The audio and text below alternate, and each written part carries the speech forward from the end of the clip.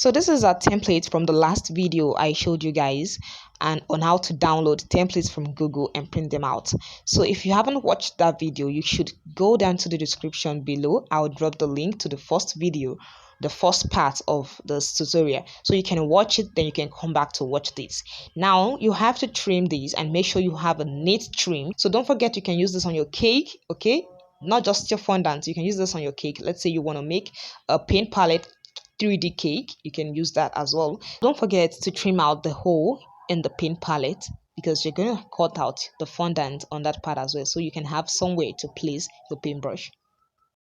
Now rub some oil on your work surface so that your fondant does not stick to the table.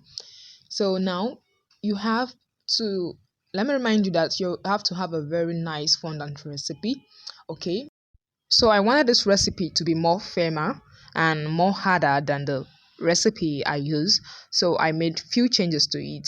So if it is something you're interested in, comment below and let me know in the comment section that you want this recipe, and I'll make a video for you. Next, you roll out your fondant and make sure you don't have air bubbles trapped in your fondant. So roll this out and make sure it's leveled, and you don't have some places fatter than some places on your fondant. Use water to stick down your template to the fondant and trim this out with a pizza cutter, or you can use your craft knife. So don't forget to trim out the hole in the middle of the paint palette, and after that you can lift this off your table and place on a cake board so you can paint it. So before painting this, we're going to go ahead and make our paintbrush. Then we come back to paint this, because I want this to dry a little bit before painting it.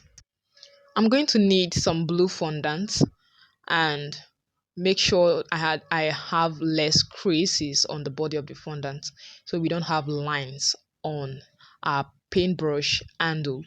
Roll out a long roll with your fondant, and remember, a paintbrush is always fatter than thinner close to the end. So if you know you can do this without looking at a picture of a paintbrush, you can print out a picture of a paintbrush as well, so you can make reference to that.